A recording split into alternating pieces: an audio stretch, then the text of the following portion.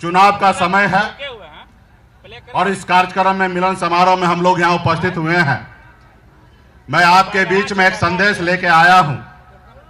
साथियों, ये देश गुलाम था, अंग्रेज का शासन था और आपके और हमारे पूर्वज ने मिलकर इस देश के लिए पौने 200 साल तक लड़ाई लड़ा। हजारों लाखों के संख्या में हमारे पूर्वज ने बलिदान दिया, तब जाके ये देश आजाद हुआ।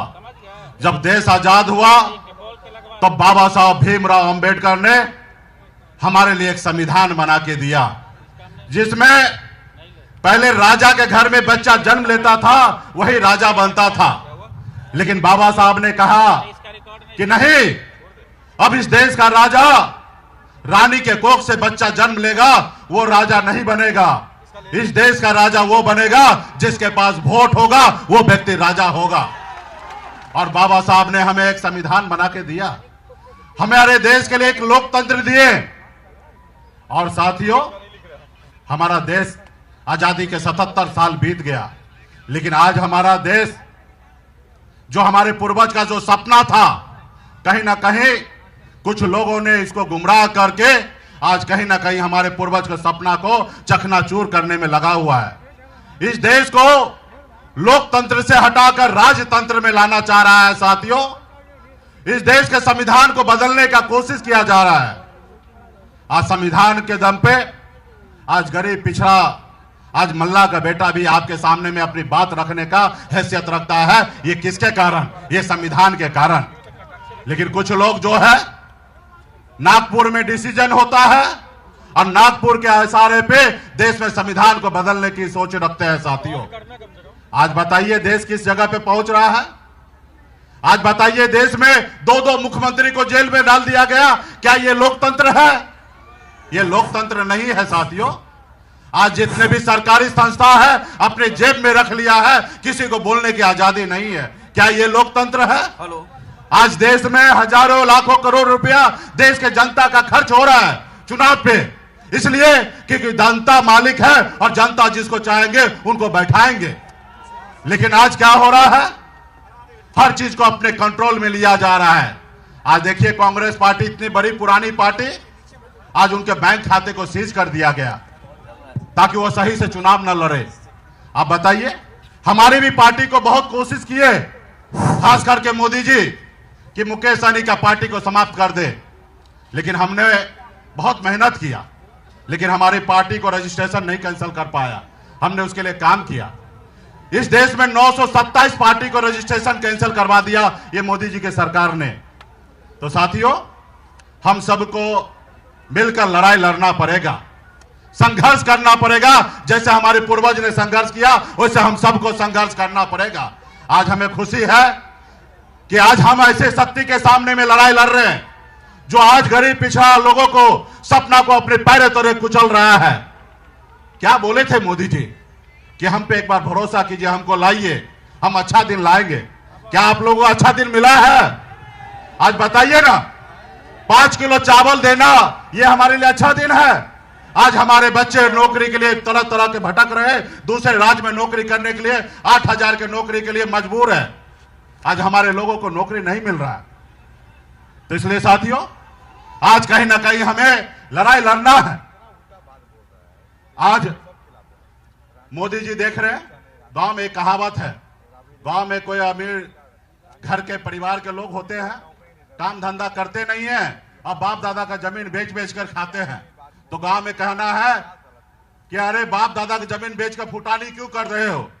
आज का सरकार वही है, हमारे सरकारी संपत्ति को बेच बेच कर और देश को कह रहे कि देश आगे बढ़ रहा है।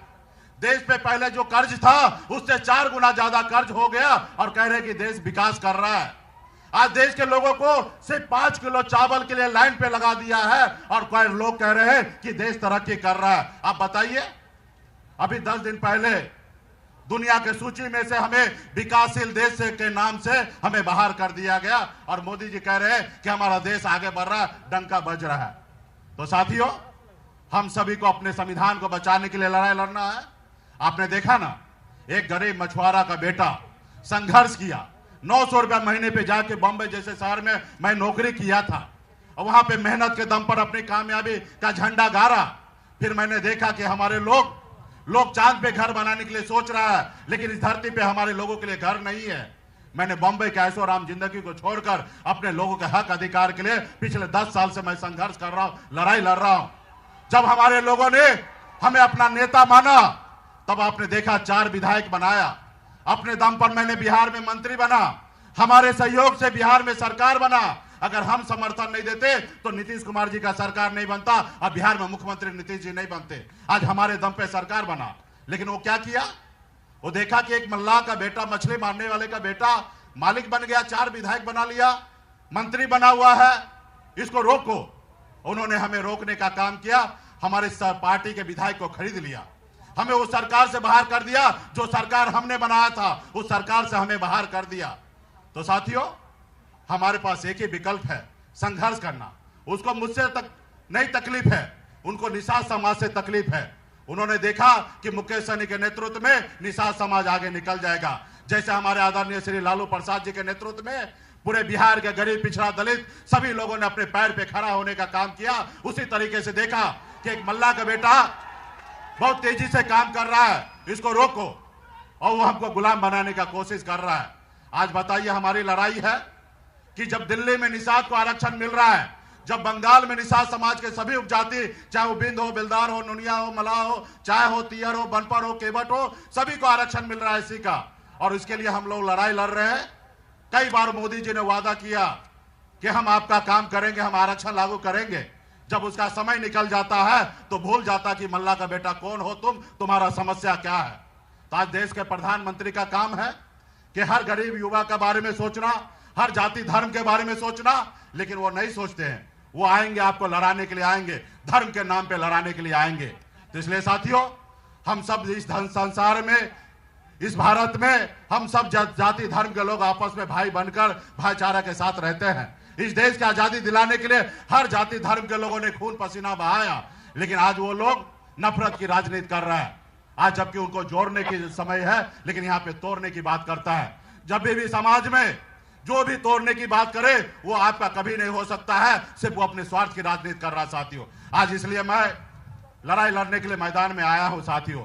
हमें खुशी है, इसलिए अगर आप लोग भी अगर चाहते हैं कि समाज में बदलाव आए, गरीब को नौकरी मिले, सामाजिक न्याय मजबूत हो, तो आप लोगों को इंडिया गठबंधन के साथ मजबूती से खड़ा होने की आवश्यकता है साथियों। इंडिया गठबंधन के साथ होना है।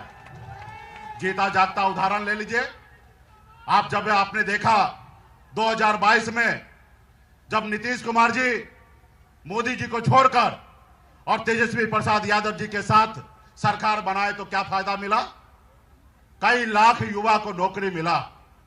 सामाजिक न्याय मजबूत होने के लिए जातिगत जनगणना हुआ, और जातिगत जनगणना हुआ तो पिछड़ा, ओबीसी, तमाम दलित भाई सबका आरक्षण का दायरा बढ़ा। आप कल्पना कर कीजिए, अगर भाजपा का सरकार होता तो क्या आरक्षण में बढ़ोतरी होता? बताइए, भाजपा का सरकार होता तो क्या आरक्षण में बढ़ोतरी होता? नहीं होता, क्योंकि वो सरकार लालू प्रसाद जी के विचार पे चलता था, इसलिए आरक्षण में बढ़ोतरी हुआ साथियों, इसलिए आरक्षण में बढ़ोतरी हुआ। अगर भाजपा के साथ सरकार होता तो ये 6 लाख युवा को नौकरी मिलता? नहीं मिलता साथियों, युवा को नौकरी नहीं मिलता। ऐसे तो 17 साल से तो है ना भाजपा का सरकार, नीतीश जी के साथ है, तो बता दे कि कब आपने नौकरी कितना बड़े संख्या में दिया? नहीं दिया। जब भी बिहार में तरक्की होगा, गरीब पिछड़ा का आंख का आंसू पोंछा जाएगा, तो भाजपा वाले आके अरंगा डालने का काम करेगा साथियों, अरंगा डालने का काम करेगा। तो इसलिए हम लोगों को भाजपा को बिहार से बाहर रखना है साथियों। आज भाजपा मजबूत होता है तो नागपुर मजबूत होता है, गुजरात मजबूत होता है, लेकिन बिहार वहीं का वहीं रहता है। हम सब का कर्तव्य बनता है कि हम लोग एक साथ होकर मजबूती से हम अपने बिहार के बारे में सोचेंगे। और हमने तो निर्णय ले लिया है कि आने वाला समय में, अभी तो हम मजबूती से 40 के 40 सीट जीतेंगे, और आने वाला समय में श्री तेजस्वी प्रसाद यादव जी के नेतृत्व में अपना सरकार बनाएंगे साथियों। और बिहार में जो नौकरी देने का सिलसिला चालू हुआ था, वो आने वाला समय में उससे भी बड़े संख्या में नौकरी हम लोग मिलकर देने का काम करेंगे साथियों। इसलिए साथियों, इस चंपारण के धरती पर 3 लोकसभा सीट है। एक राष्ट्रीय जनता दल की पार्टी वाल्मीकि नगर लड़ेंगे और बेतिया से कांग्रेस पार्टी है और मोतिहारी से वीआईपी पार्टी का प्रत्याशी वहां पे आएंगे साथियों। और आप सब मजबूती से सारे 40 के 40 लोकसभा सीट मजबूती से जिताने का काम कीजिएगा, तब आने वाला समय में गरीब का कल्याण होगा साथियों। बहुत बहुत धन्यवाद देता हूं। मंच पे उपस्थित सारे नेता को बहुत बहुत धन्यवाद और इस सभा में बड़े संख्या में उपस्थित सभी नेतागण को बहुत बहुत धन्यवाद देता हूं। चुनाव के समय में फिर से मैं आप लोगों के बीच में आऊंगा और पार्टी का एक एक नेता आपने संकल्प लिया था, हाथ में गंगा जल लेके मां गंगा को सौगंध खाया था कि आने वाले समय में अपने बच्चे के भविष्य के लिए लड़ाई लड़ेंगे। वो संकल्प को याद रखिएगा, एक एक गांव में जाइएगा, एक एक टोला में जाइएगा और सभी को याद दिलाकर अपने महागठबंधन इंडिया गठबंधन के पक्ष में पूरे बिहार में मजबूती से खड़ा होकर वोट गिराने का काम कीजिएगा। बहुत बहुत धन्यवाद देता हूं सभी साथी।